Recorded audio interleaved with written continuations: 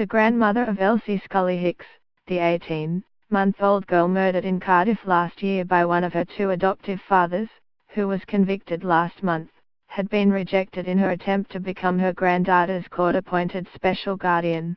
Despite having been in regular contact with her granddaughter while she was in foster care, and being deemed suitable to look after two of Elsie's older siblings, Sian O'Brien said, in her victim impact statement read out in court, that she was told by the Vale of Glamorgan Council that she wouldn't be able to cope with Elsie too.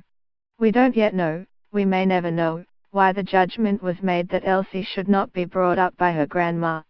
But the details of this case raise wider questions about official and societal attitudes to the lives of children who do not live with their birth parents. Over the past decade, adoption has been the politically trumpeted and heavily resourced go-to solution for vulnerable children. David Cameron described the low number of babies adopted as a scandal in his 2011 speech to the Conservative Party conference, and later pushed for the adoption process to be speeded up. In reality, though, adoption has never been a likely prospect for any child over the age of about 4 or 5 or for sibling groups, who often end up scattered in long-term foster care. Since two High Court judgments in 2013 restated the stringent conditions under which adoption orders could be made, adoption numbers have gone down.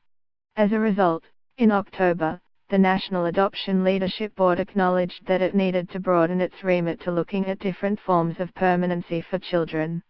Kinship care, along with foster care, is the obvious answer. About 180,000 UK children are already living with a kinship carer.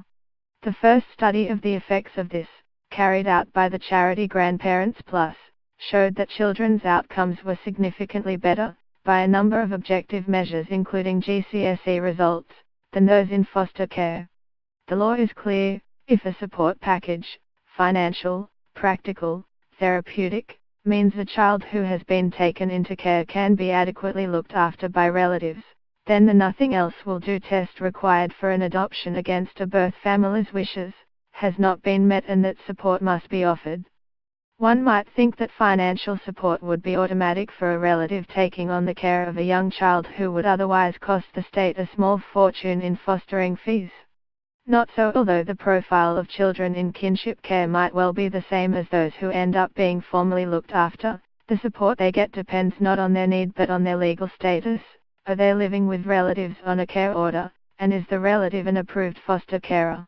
Only registered foster carers are entitled to an allowance, and not all kinship carers can meet the local authority criteria.